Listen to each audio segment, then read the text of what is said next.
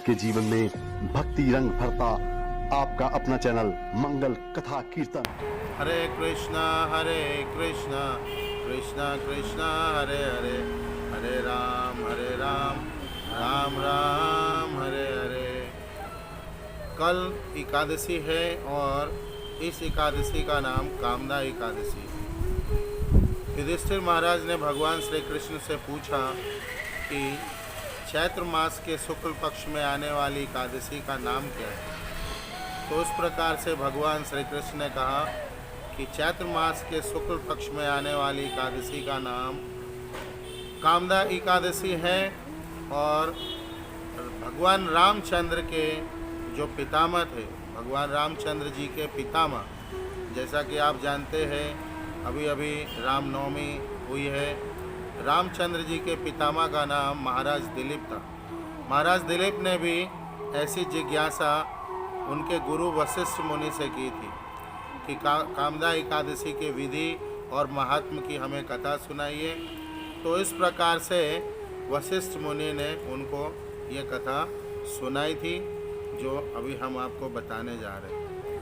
तो एक राज होता था जिस राज का नाम था रत्नपुर, और रत्नपुर का दूसरा नाम था भोगीपुर, जहाँ के राजा पुंडरीक महाराज थे। पुंडरीक महाराज, और पुंडरीक महाराज अपने प्रजा के साथ, अपने गंधर्वों के साथ और अनेक प्रकार के जो देवता लोग थे उनके साथ बहुत आनंद के साथ सुखी अपना राज्य चला रहे थे। और आए दिन उनके राज्य में उत्सव होते रहते थे, नृत्य और गायन होते रहते थे। प्रजा बहुत सुखी थी। इसी क्रम में एक दिन उनके राजभवन में उत्सव चल रही थी और अनेक गंधर्व और जो दूसरे लोग थे जो वाद्य बजाने वाले इत्यादि, वो वहाँ पे नृत्य और गायन कर रहे थे। उसमें एक ललित नाम का गंधर्व भी था और उसकी पत्नी का नाम ललिता था। ये दोनों भी बहुत सुंदर गायन और नृत्य करते थे, और इनकी जो विशेषता थी वो ये थी कि ये एक दूसरे को बहुत प्रेम करते थे, एक क्षण भी एक दूसरे के बिना नहीं रहते थे। इस दिन ललित अकेले ही इस सभा में उपस्थित था, उसकी पत्नी अपने घर पे थी। परिणाम था इसका मन नृत्य में नहीं लग रहा था, कभी सुर तो कभी ताल, इस प्रकार से इसका नृत्य में कहीं ना कहीं त्रुटियां हो रही थी। वहाँ पे एक नाग था जो इस कार्यों को देख रहा था, और उसने ये बात अपने राजा पुंडरीक को बता दी। जब पुंडरीक महाराज को पता चला कि अपने पत्नी के आसक्ति के कारण ये नृत्य ठीक से नहीं कर रहा है, तो राजा को बहुत क्रोध हुआ, और राजा इतने क्रोधित हुए कि उसको श्राप दे दिया। और श्राप क्या दिया? तुम नर भक्षक बन जाओ, तुम एक राक्षस बन जाओ, असुर बन जाओ। और इस प्रकार से वो देखते ही देखते एक असुर बन गया, नरभक्षक। जब ये बात उसकी पत्नी ललिता को पता चला, बहुत दुखी हुई और वो वापिस आई और अपने पति के उसी रूप के साथ वो वन में रहने लगी और इसका उपाय ढूंढने लगी। ढूंढते ढूंढते उसे पता चला कि विंध्य पर्वत पे एक श्रृंगी नाम के बहुत बड़े महात्मा ऋषि रहते हैं, वो कुछ उनकी समस्या का हल कर सकते हैं। बहुत आशा के साथ, उम्मीद के साथ ललित और ललिता गंधर्व श्रृंगी ऋषि के आश्रम में पहुँचे, उन्हें प्रणाम किया और इस प्रकार से वहाँ पे आने का कारण उनको बताया। श्रृंगी ऋषि ने उनके सारे बातों को सुनने के बाद कहा कि चैत्र मास के शुक्ल पक्ष में आने वाली कामदा एकादशी को जो कोई भी व्रत का पालन करेगा उनके जीवन के सारे पाप कट जाएंगे, पुत्र की प्राप्ति होगी, मनोवांछित फल प्राप्त होगा, और इस प्रकार से तुम्हारा पति इस नरभक्षक राक्षस के जो शरीर प्राप्त हुआ है उससे मुक्त होकर के पुनः गंधर्व बन सकेगा।